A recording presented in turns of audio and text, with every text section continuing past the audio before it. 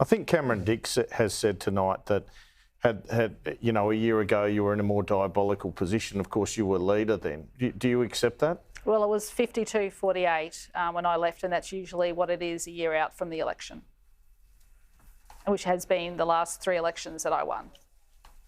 Yeah, and to be fair, went out undefeated as well, so that's not a bad rebuttal. Yeah, and I think too, the new Premier should also be looking at increasing women in the cabinet. I think he needs to send a signal out there. He ran, to be fair, 50-50 men and women. And he had some good female candidates. Yeah, which I don't think you've ever seen that from the Conservative side of politics. But are they going to be part of the key decision making? Sure, but you've got to get them in first, as you know, right? Yeah. So one of the issues that the Libs have had for a long time is where they put the women. They put the women in the marginals when they want to win, but they're not in the safe seats. So when we're in opposition, we lose that pipeline. And you don't get back into government and suddenly put someone who's just been elected into a senior front bench role, you know? So I think I think the penny's starting to drop. But I will take issue with something James said before when Labor was having a crack at a candidate because she was young and she was female. Have a crack at her for being young. I think that's fair game. I don't think you have a crack at someone's gender, but I do think the experience and the age of a candidate is relevant. Too old, too young, nicely in the middle, how much of experience they've got, blah, blah, blah. But I think things are turning, and if you can get a state like Queensland, again, considered very conservative, to go 50-50 candidates, male and female, provided they're meritorious and not factional hacks, that's terrific, and that's landmark sort of stuff.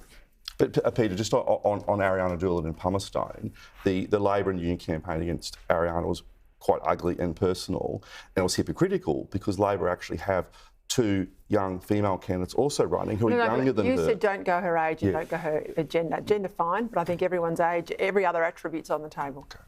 Well, the campaign Palmerstone was pretty ugly. It was one of the worst I've seen in Queensland. I've seen a lot. When you go to a night like tonight, you've just won an election. What happens right now for, say, Christopher Foley's? He won't be getting any sleep. First of all, he'll be getting ready to make his speech. Yep. He's probably exhausted, but he'll get the adrenaline rush to make the speech. And this is a very key speech because this is the first time that Queenslanders are hearing from the new Premier and what the Premier's vision is for the state and how he intends to interact with them. And then it doesn't stop because tomorrow he'll be...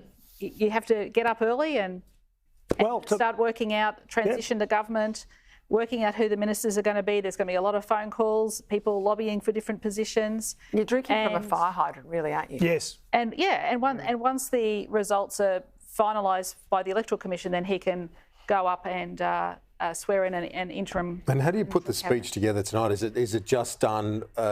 Well, I'll ask Campbell how he did his, but when I did mine, I just wrote down a few points. Some other people gave me some of their ideas. I sort of put them to the side, and I just thought I'm just going to speak from the heart. And it was lovely when I first won because my nana was there as well, and she's no longer with us. And yeah, it was lovely having the family there at the Lions Soccer Club in Inala. So it's a very personal moment. Very personal, yeah.